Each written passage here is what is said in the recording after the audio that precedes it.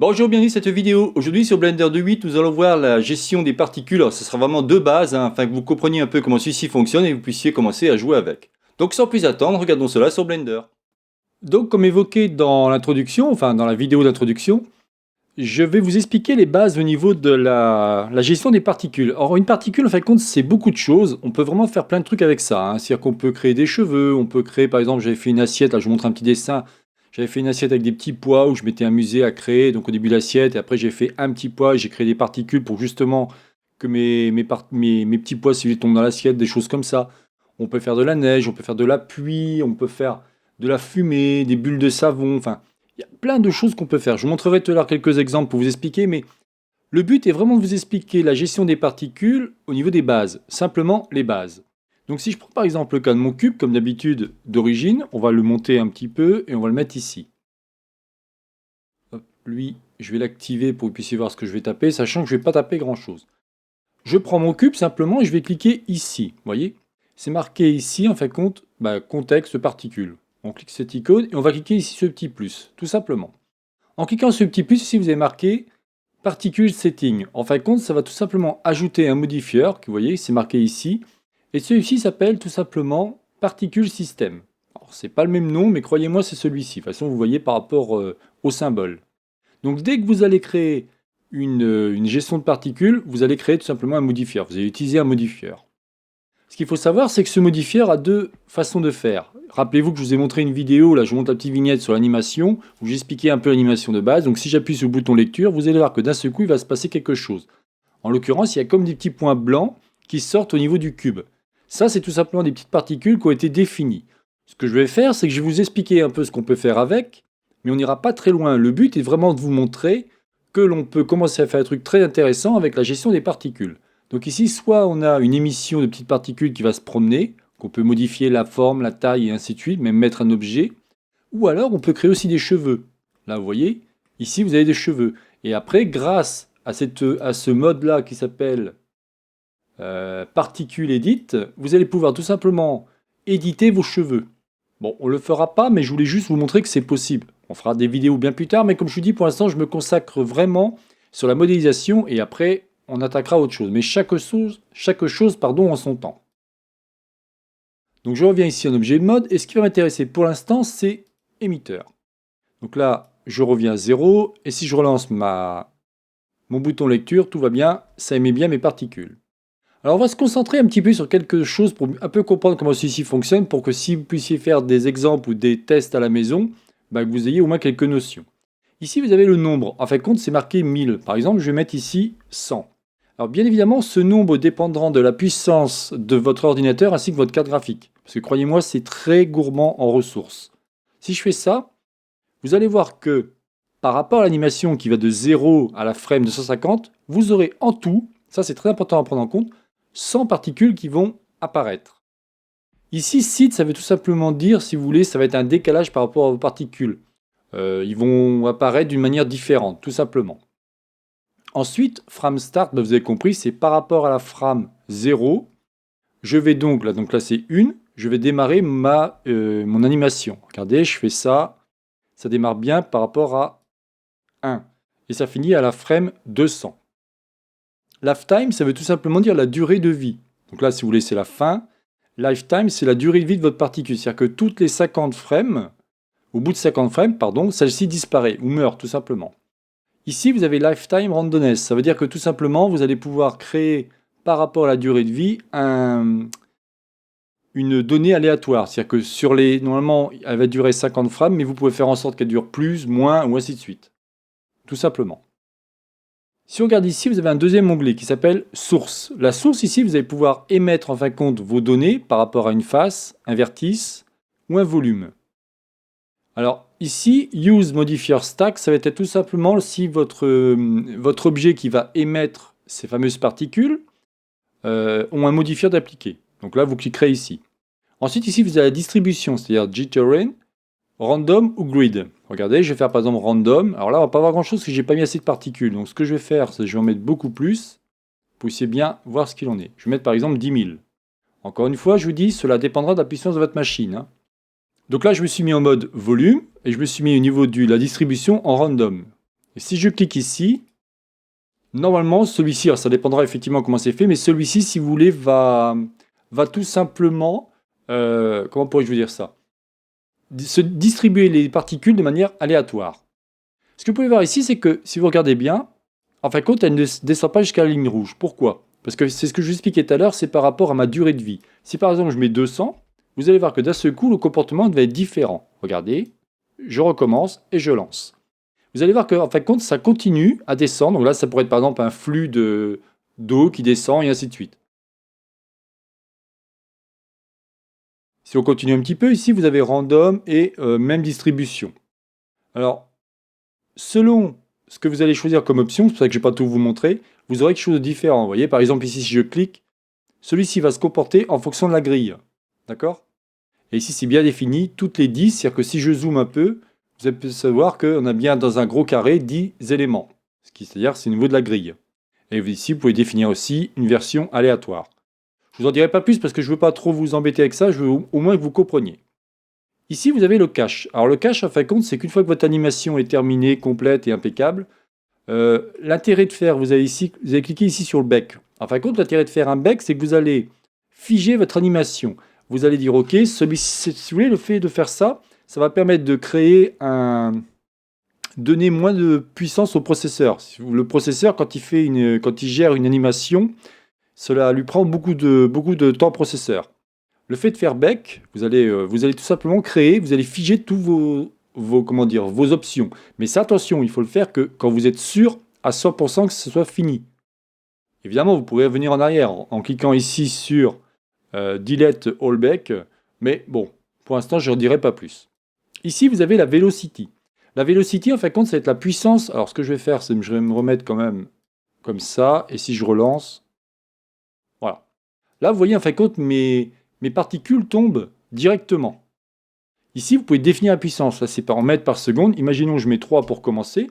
Vous allez voir que d'un seul coup, vos particules vont commencer à se disperser.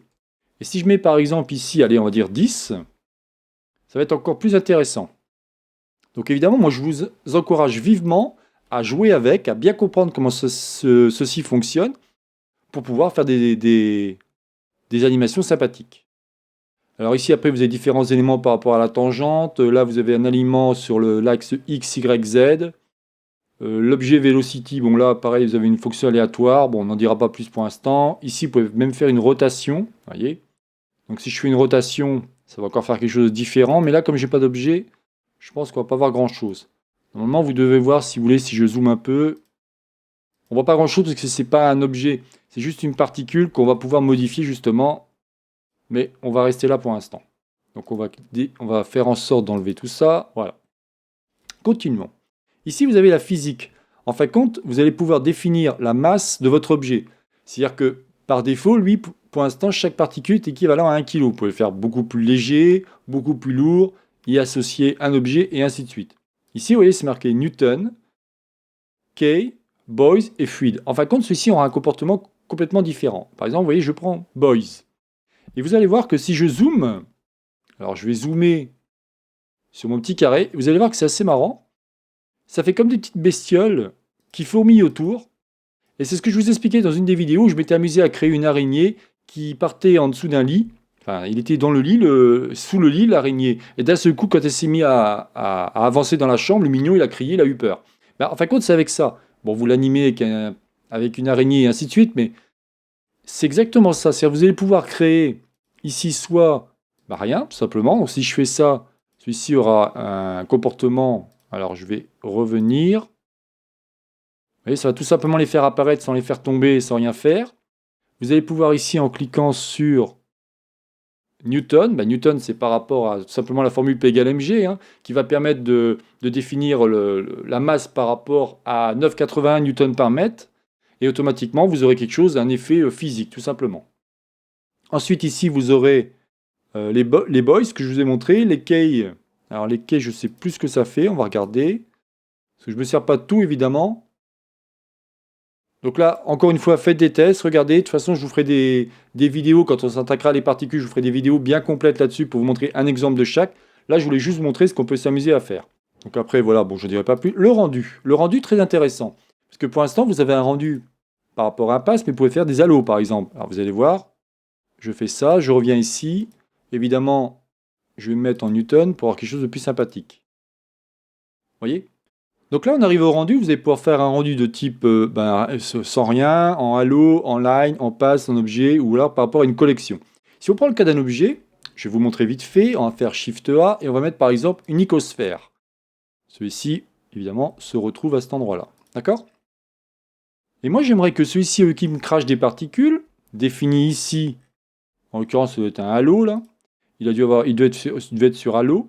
Je voudrais que celui-ci me crée plutôt un objet. Vous voyez, donc je définis un objet et je vais cliquer ici, en cliquant ici. D'accord? Si maintenant je reviens, vous allez voir que c'est complètement différent. Celui-ci va me cracher maintenant. Vous voyez? Donc je fais exprès de zoomer. Il va me cracher ce genre de choses. Ce qui est super intéressant, c'est que si je clique ici et que j'agrandis celui-ci, évidemment, vous voyez, on peut avoir un rendu très sympathique. Donc à vous de voir encore une fois ce que vous voulez faire. Donc ensuite, par rapport à l'animation, vous allez pouvoir ici définir le scale, encore une fois, vous voyez. On peut faire un truc comme ça. Donc ça pourrait même créer comme un personnage en gestion de particules, ça peut être sympathique. C'est un peu le genre de choses que je m'étais amusé à faire. En fin de compte, je suis en train en ce moment de m'amuser à dessiner Boomblish ou Clash of Clans et je m'amuse à redessiner les différents objets, alors, sur la cabane, sur la rivière, les cailloux et ainsi de suite. Et ça permet de voir un peu ce qu'on va s'amuser à faire. Je pense que ce sera un projet que on mettra en place, mais chaque chose en son temps. Et ici, vous allez pouvoir définir le scale randomness, c'est-à-dire qu'en gros, vous aurez des plus petits cailloux ou plus grands cailloux, et ça pourra donner un truc sympa. Regardez, on va cliquer, et on va regarder. Vous voyez, ça fait comme un personnage qui est en train d'être dessiné, donc ça peut être sympathique. Donc ici, on va pouvoir définir la rotation par rapport à notre objet, le scale et ainsi de suite. Bon, je vous en dirai pas plus. Le viewport ici, en fin de compte, vous allez pouvoir définir, none, il ne se passera rien. Mais si je fais par exemple des points, là maintenant je vais avoir des points à la place. D'accord? Mais je peux aussi avoir, ça dépendra de la puissance de votre machine, des petits cercles.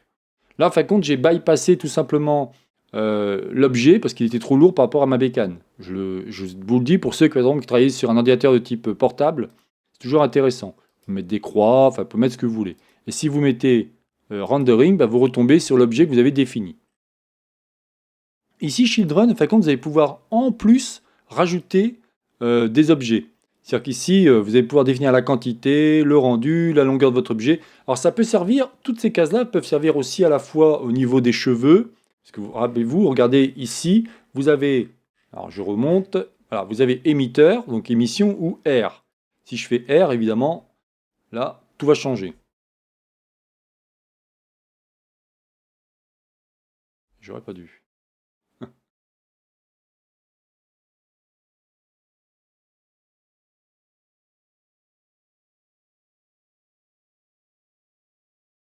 Voilà, donc je suis revenu par rapport à Children parce que ma bécane a craché parce que je me suis mis en R et là, comme j'avais pris un objet qui était équivalent aux cheveux, waouh, ça fait un truc assez violent et là, ma bécane, elle bouffe.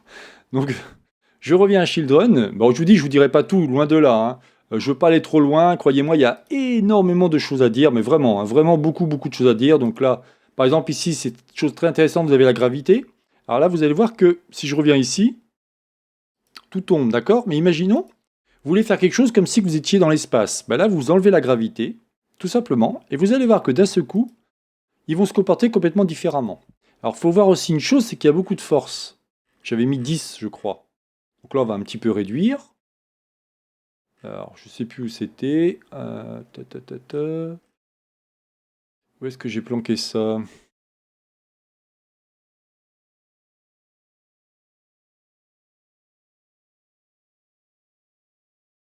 Velocity. Voilà, là on va mettre 0 ou 1. Et vous allez voir que d'un seul coup, ça va se comporter différemment. Vous voyez? Ça fait un peu comme des objets qui sont en train de flotter dans l'espace. Voilà un autre exemple que vous pourriez faire. Croyez-moi, il y a énormément de choses qu'on peut faire avec les particules. C'est juste énormissime tout ce qu'on peut mettre en place. Cela dépendra de la puissance de votre machine, comme d'habitude.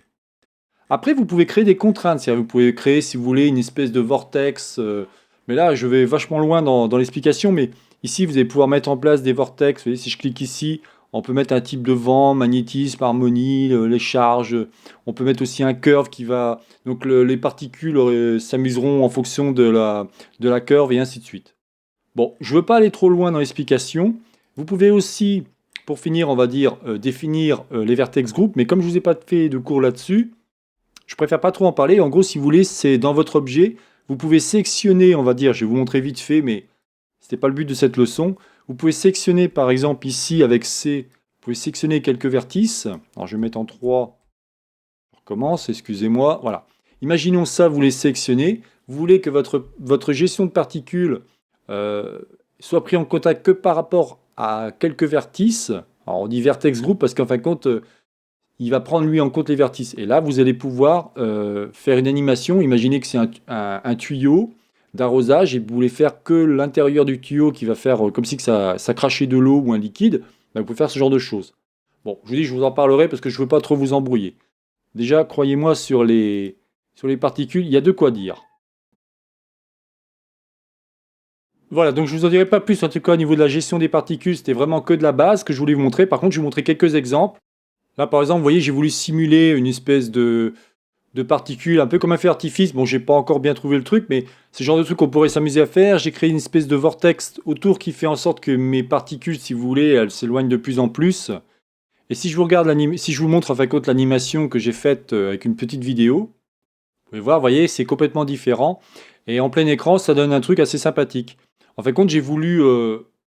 alors j'ai pris plusieurs particules, hein. Vous avez à la fois deux types de particules qui créent ce genre d'effet. Et à côté, j'ai fait aussi en sorte de mettre, donc je dis une espèce de vortex qui fait en sorte bon, enfin voilà, de créer un effet dans ce style-là.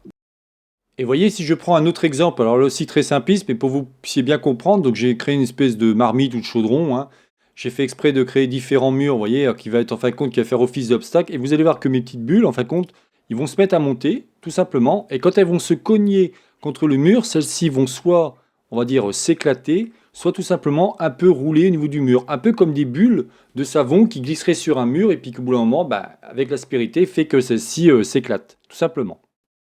Voilà, donc c'est terminé pour cette vidéo. C'est donc la chaîne Ça va pour tous réalisée par Jean-Michel. Si vous avez aimé cette vidéo, n'oubliez pas de liker ou tout simplement vous abonner à ma chaîne. Alors vous avez bien compris que c'était simplement une petite comment dire, vidéo sur la gestion des particules, mais vraiment de base, hein, histoire de vous ayez une bonne connaissance, enfin une connaissance de base. Mais vraiment, le but, c'est, vous voyez, tout ce que je vous ai montré, feu d'artifice, choses comme ça, vous allez pouvoir commencer à jouer avec. Encore une fois, ça dépendra de la puissance de votre machine, bien évidemment, parce que celui-ci est très gourmand. Je vous souhaite donc une bonne journée et à la prochaine vidéo. Bye bye.